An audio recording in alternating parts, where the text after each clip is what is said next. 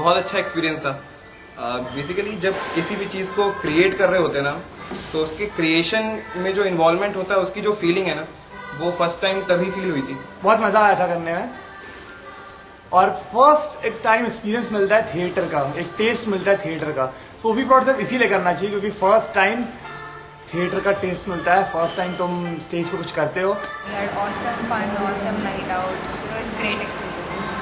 Sophie's के साथ बहुत मजा आया, सोफीज बहुत क्रिएटिव थे, उसके साथ बहुत मस्ती हुई, बहुत अच्छी फ्रेंडशिप हो गई। सोफी प्रोड पहला आई थिंक वेन्यू होता है जहाँ पे मैं खुद ही स्क्रिप्ट किया, खुद ही पूरा थीम सोचने को मिलता है, खुद ही डायरेक्ट करने को मिलता है। मतलब तुम्हें प्रॉपरली फील होता है कि ये प्यारे मोहन जैसे कि मेरा सोफी प्रोड था, मतलब सब कुछ खुद से करने में जो फील आती है एक्चुअल में समझता है कि एक प्ले कैसे बनता है। सोफी प्रोड में आप पूरी फुटेज खुद खा सकते हो और वो बहुत ऑसम टाइम होता है। शायद जीसी में अगर आपके हॉस्टल में बड़े बड़े एक्टर्स हो तो आपको वापस वो फुटेज 1-2 साल तक नहीं मिलेगी।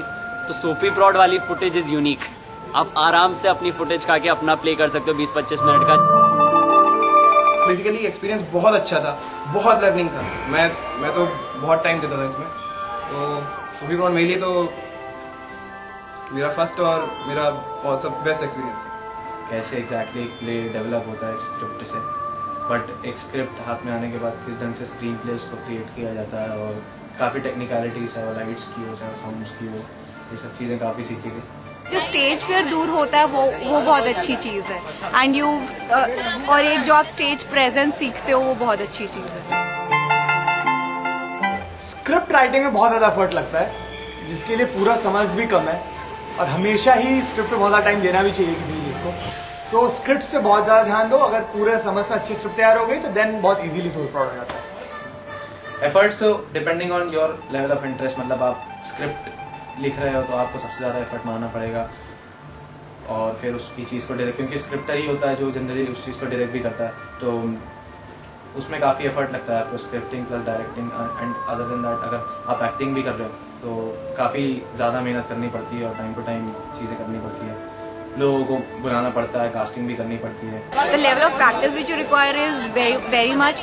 7 दिन तो आई रिमेम्बर नाइट आउट्स चलते रहते हैं, और हमारे ड्रामा में हमेशा होता है कि लास्ट मोमेंट तक स्क्रिप्ट फाइनल नहीं होती है। कुछ ना कुछ स्टेज से चढ़ने से पहले भी आपका मेंटर आपको सजेस्ट करता है ये करो, चेंजेस करो, तो वो सब चीज़ें, because you have to do script writing, then you have to see your screenplay, and then you have to memorise, and then you are fatigue. Basically 7 दिन तक आप कर रहे हो, फिर फाइनल परफॉर्मेंस में you have to maintain your energy level. और team bonding कैसी होती है?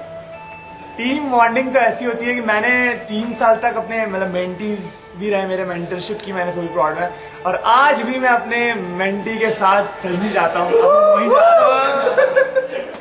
वहीं जा रहे हैं। कुछ प्लेस में तो 10-15 लोग होते हैं, और वो नए लोग आपस में अक्रॉस हॉस्टल्स काम कर रहे हैं, जो कि नहीं होता। जीसी में आपको अपने हॉस्टल में कंस्ट्रेंड होकर करना पड़ता है, तो अक्रॉस हॉस्टल्स आप रैंडम लोगों के साथ काम कर रहे हो। सीनियर से बहुत अच्छा इंटरेक्शन हो रहा है, बिकॉज आपके मेंटर हैं, दूसरे मेंटर्स हैं जो भी आपको आके गाइड करेंगे।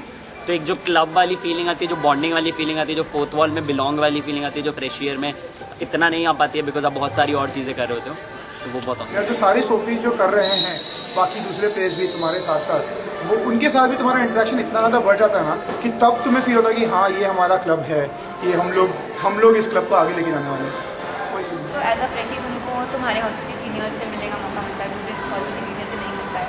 अब तुम सोफी हो जाते हो तो तुम्हारे पास तुम हॉस्टल के सेकी होते हो, या बहुत सारी चीज़ें होती है, तुम्हारे पास बहुत सारी रिस्पॉन्सिबिलिटी होती है, तो you need to know seniors कि तुम्हारे ड्राम सीनियर्स कौन है, तुम्हारे हर के जॉनर के सीनियर्स कौन है।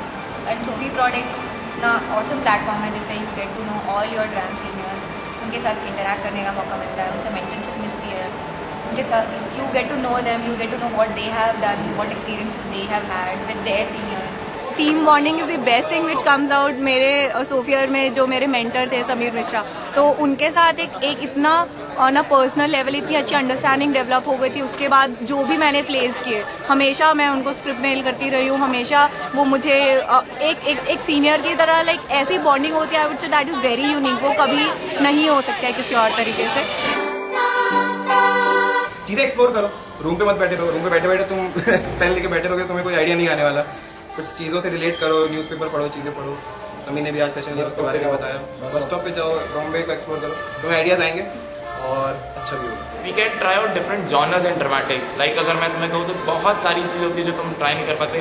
ब्रॉडवे थिएटर होता है जो हम एम्प्रॉन में ट्राई करते हैं। इसके अलावा कुछ मल्टीलिंगुअल प्लेज हुए, स्ट्रीट प्लेज हुए, माइम हुआ, और बहुत सारे अलग अलग एक्ट्स होते हैं जो तुम ट्राई आउट कर सकते हो, जो कि अभी हम अवॉइड करते हैं। We just want simple plays. तो एक बहुत अच्छी चीज़ तो ट्राई करने के लिए ये रहेगी कि तुम एक मिक्सचर ऑफ प्लेज बनाओ सोफी प्रॉड में अगले साल।